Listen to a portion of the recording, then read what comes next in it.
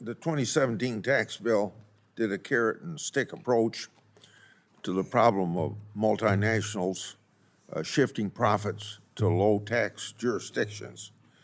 Tell us how that tax bill reduced the incentive to engage in profit-shifting transactions, and what are some examples? Thank you for the question.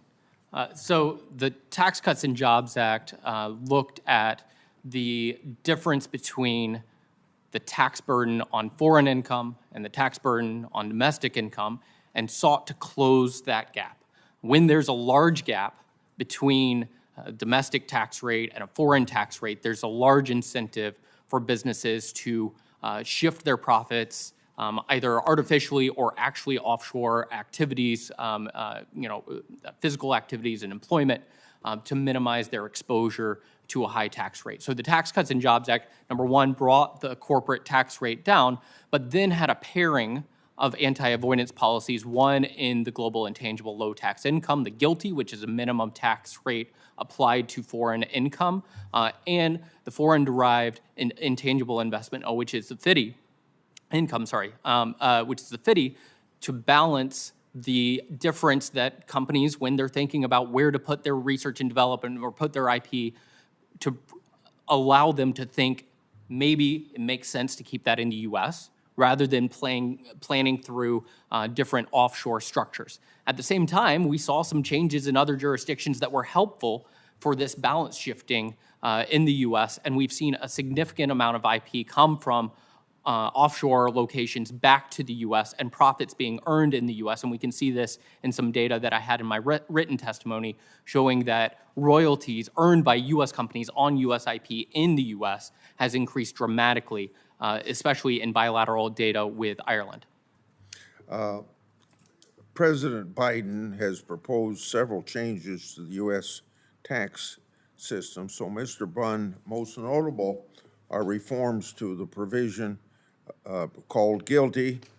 This includes taxing foreign income of multinationals at higher rates than what other countries are expected to adopt as part of Pillar 2 agreement that the Biden administration just negotiated. In addition, President Biden proposed corporate tax increase to 28%. How would these changes affect the competitiveness of U.S. companies, and would these proposals tend to increase or decrease the incentives for multinationals to shift profit offshore? Thank you for the question. I think they would increase the incentive for planning through various structures and minimizing exposure to U.S. tax. The changes that the president is proposing would increase the gap between domestic and foreign and do it in a context where a lot of foreign jurisdictions that are adopting the global minimum tax are going to have an effective tax rate of 15%. And if the U.S. has a much higher tax burden through GILTI or the domestic corporate tax rate, then companies are, instead of continuing to bring IP back or keep IP here in the United States, we'll probably see some of those same games to move things offshore or to develop things offshore rather than do them here in the United States. Also,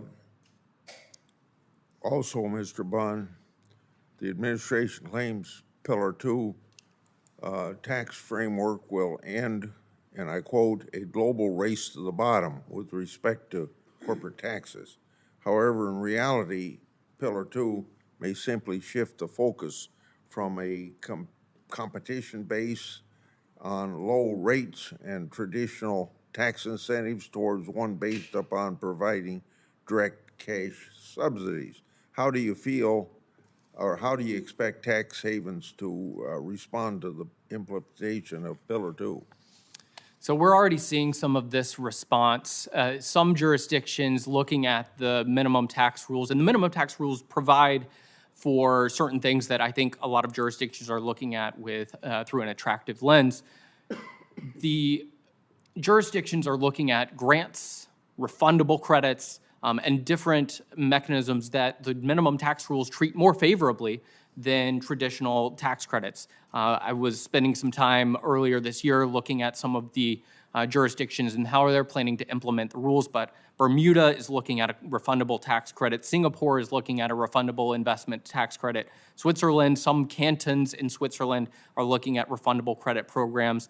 And the United Kingdom has had a refundable research and development credit program for a number of years that are treated very differently than our credits. And I think what we are seeing is a shift in this competition from rates to the tax base and using the rules themselves to create advantages for different jurisdictions. Thank you, Senator Grassley. Senator Johnson. Hey, Mr. Chairman, I'm going to try and simplify these issues here because this is incredibly complex.